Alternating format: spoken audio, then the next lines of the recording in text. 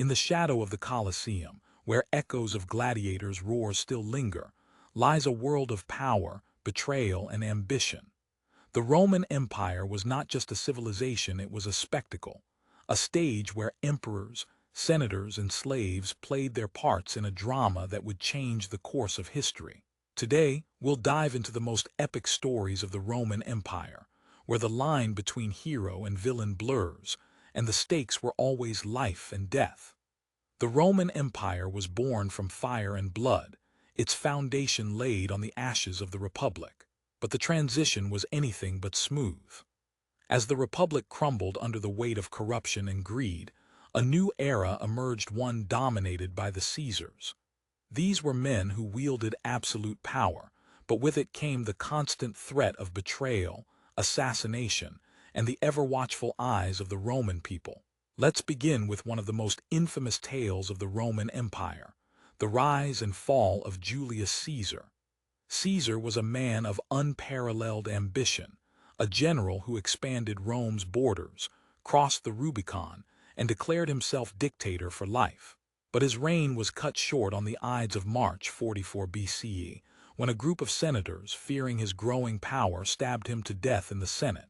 As legend has it, Caesar's last words were, "Et tu, Brute," and you, Brutus, a testament to the betrayal that would become a hallmark of Roman politics.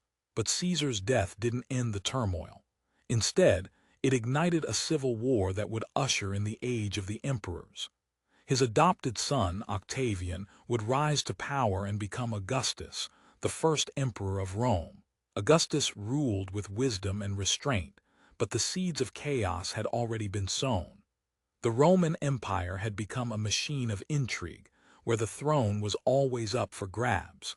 One of the most shocking stories from this era is the reign of Emperor Caligula, a man whose name has become synonymous with madness and tyranny. Caligula's early years were marked by extravagance and eccentricity, but things took a dark turn when he ordered the construction of a bridge across the Bay of Baiae, not out of necessity, but to prove a point. He was known for his lavish parties, but also for his brutal executions and public displays of cruelty.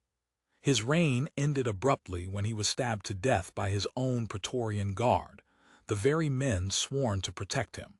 The Praetorian Guard plays a fascinating and often overlooked role in Roman history. These elite soldiers were the emperor's personal bodyguards, but they also became the ultimate deciders of fate. They could make or break an emperor, and their loyalty was always for sale. One of the most intriguing stories involving the Praetorian Guard is the Year of the Five Emperors, when, in just 12 months, 4 emperors were overthrown, each one deposed by the Guard in exchange for bribes and promises of power.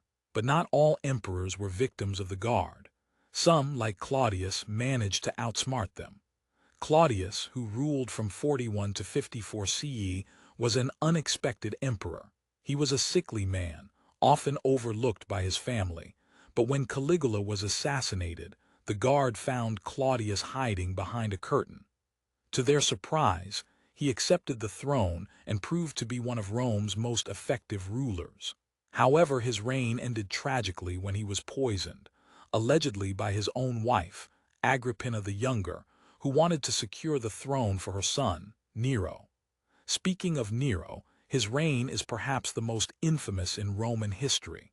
Nero's name conjures images of fiddles and burning cities. The Great Fire of Rome in 64 CE remains one of history's greatest mysteries. While the exact cause of the fire is unknown, Nero blamed the Christians and used the disaster to consolidate his power. The aftermath of the fire saw the construction of Nero's Golden House, an opulent palace that symbolized his excess and arrogance. Nero's reign ended when he was overthrown and forced to take his own life, marking the end of the Julio-Claudian dynasty. The fall of the Roman Empire is a story of decline and decay, but it's also a story of resilience. As the Western Empire crumbled under the pressure of barbarian invasions, corruption, and economic collapse, the Eastern Empire, known as the Byzantine Empire, would survive for another 1,000 years. The legacy of Rome lives on in its laws, architecture, and governance. But perhaps the most enduring lesson is the dangers of unchecked power and the cyclical nature of history. In the end, the Roman Empire stories are our stories' tales of ambition, greed, love, and betrayal. They remind us that even the greatest civilizations are built on fragile ground, and that the line between glory and ruin is often a thin one. If you enjoyed this journey through the epic stories of the Roman Empire, be sure to like, comment, and subscribe for more.